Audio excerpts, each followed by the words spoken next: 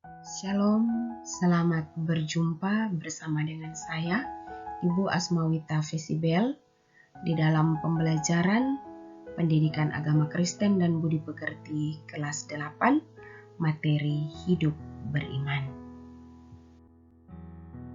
Adapun kompetensi inti dari materi ini adalah memahami dan menerapkan pengetahuan faktual, konseptual, prosedural, dan metakognitif pada tingkat teknis dan spesifik sederhana berdasarkan rasa ingin tahunya tentang ilmu pengetahuan, teknologi, seni, budaya, dengan wawasan kemanusiaan, kebangsaan, dan kenegaraan terkait fenomena dan kejadian tampak mata.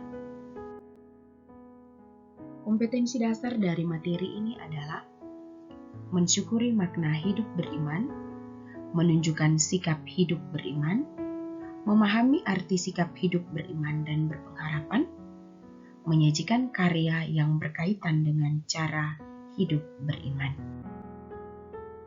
Indikator dari materi hidup beriman adalah mensyukuri dirinya dianugerahi iman kepada Yesus Kristus, menunjukkan sikap hidup beriman, menjelaskan makna hidup beriman, memahami makna iman, membuat gelang dari tali masker.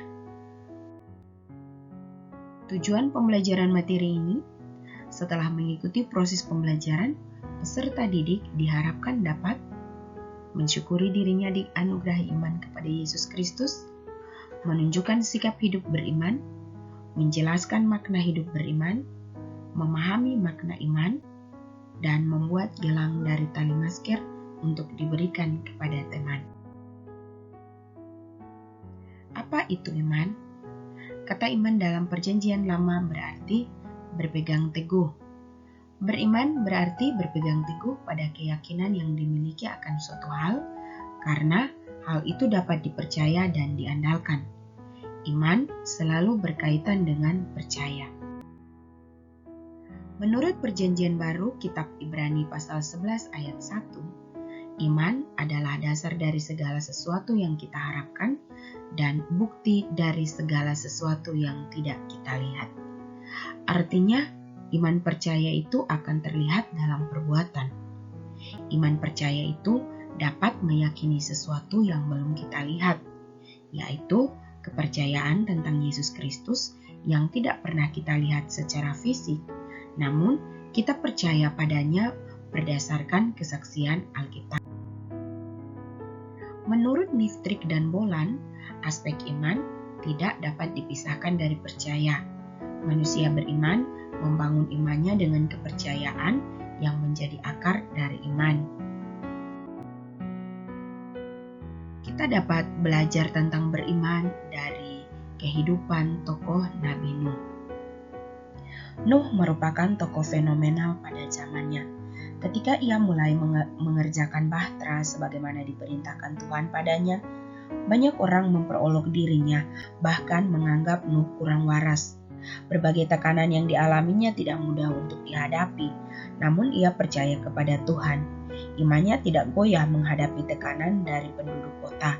Sampai tiba saatnya mereka sekeluarga masuk ke dalam bahtera dan turun hujan 40 hari lamanya, sehingga seluruh bumi tergenang air dan tidak ada manusia yang selamat kecuali Nuh dan keluarganya. Lalu kita juga belajar hidup beriman dari Abraham.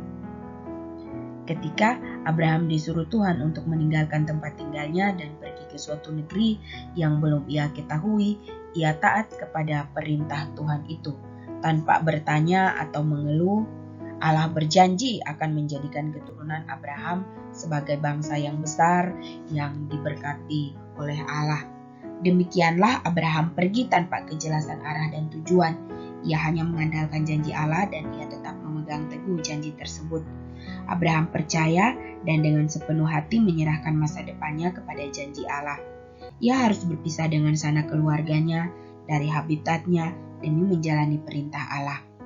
Berbagai rintangan dan kesulitan ia hadapi. Puncak dari perjuangannya adalah ketika Allah meminta Abraham mempersembahkan Ishak sebagai kurban baginya. Anak tunggal yang diperoleh dari Allah setelah lama dinantikannya. Ia pun memenuhi perintah Allah untuk mengaruniakan Ishak. Namun, Allah meluputkan Ishak. Sebagai gantinya, ia menyediakan hewan kurban bagi Abraham. Melalui ujian ini, Abraham disebut sebagai bapa segala orang beriman. Dari Perjanjian Baru, kita dapat belajar hidup beriman dari seorang perempuan Kanaan. Anak perempuan Kanaan ini kerasukan setan dan amat menderita. Ketika ia mendengar Yesus sedang berada di sekitar daerah tempat tinggalnya, perempuan ini segera pergi ke sana dan meminta Yesus menyembuhkan penyakit anak perempuannya itu. Yang menarik adalah Yesus ternyata tidak mempedulikan permintaan perempuan Kanaan itu. Perempuan itu terus berusaha mendekati Yesus sambil memohon. Perkataan Yesus kemudian sebenarnya bisa sangat menyakitkan hatinya. Tetapi perempuan Kanaan itu tidak peduli. Ia tetap meminta tolong Yesus untuk menyembuhkan anaknya. Dengan melihat keteguhan hati perempuan Kanaan itu, Yesus mengabulkan permintaannya untuk menyembuhkan penyakit anaknya. Yang berikut kita bisa belajar hidup beriman dari perwira di Kapernaum. Ada seorang perwira yang hambanya menderita sakit keras. Menurut Alkitab, orang perwira itu adalah orang Romawi. Dia sangat mengasihi hambanya.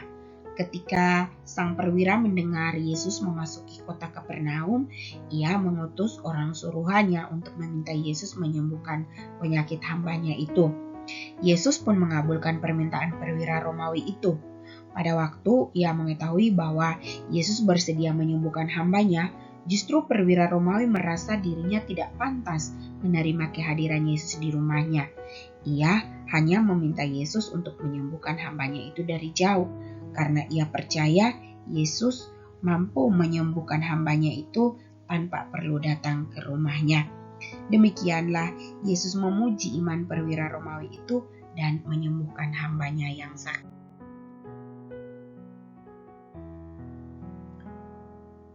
Cara memelihara iman. Dalam kitab 2 Timotius pasal 4 ayat 7-8, Rasul Paulus mencoba menggambarkan bagaimana cara mempertahankan, cara memelihara iman. Dan dalam kitab 2 Timotius 4 ayat 7-8 ini, Rasul Paulus menggambarkan betapa beratnya upaya untuk mempertahankan dan memelihara iman.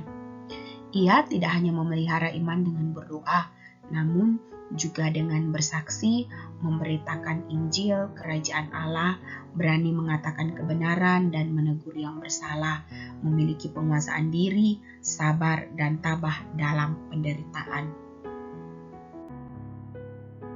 Ciri-ciri orang yang memelihara iman. Ciri-ciri orang yang memelihara iman yang pertama adalah bijaksana dalam memposisikan diri di tengah krisis yang dihadapi. Yang kedua, tetap menghormati norma sosial masyarakat. Yang ketiga, menerima keterbatasannya sebagai manusia. Yang keempat, terus menjaga dan membina hubungan yang akrab dengan Tuhan melalui doa dan membaca Alkitab. Rangkuman dari materi hidup beriman adalah bagi orang Kristen, beriman berarti berpegang teguh pada keyakinan yang dimiliki tentang Yesus Kristus sebagai Tuhan dan Juru Selamat. Dalam keyakinan itu, kamu percaya kepada Yesus dan menaruh pengharapan kepadanya bahwa Ia menyelamatkan kamu dari dosa. Karena kamu telah diselamatkan, maka kamu menanggapi anugerah keselamatan itu dengan cara melakukan semua perintahnya dalam hidup kamu. Iman membangkitkan pengharapan, sekaligus mendorong seseorang untuk mewujudkan pengharapannya itu. Untuk itu, kamu terdorong untuk memelihara iman dengan cara setia, berdoa, dan membaca Alkitab. Setelah mengikuti penjelasan tentang materi hidup beriman, ada 5 tugas yang harus diselesaikan. Tugas berisi 5 nomor pertanyaan. Tugas yang pertama, apakah kamu memahami apa artinya memiliki iman kepada Yesus Kristus dan memelihara iman? Lalu Pertanyaan yang kedua, perasaan atau kesan apa yang kamu dapatkan dari pelajaran ini? Dan pertanyaan yang ketiga, bagaimana cara kamu memelihara iman? Dan yang keempat, apakah kamu melihat orang tua kamu memelihara imannya? Dan yang kelima, bagaimana cara mereka melakukannya? Tugas ini akan kalian kerjakan di buku tugas kalian masing-masing. Selamat bekerja, Tuhan memberkati. Shalom.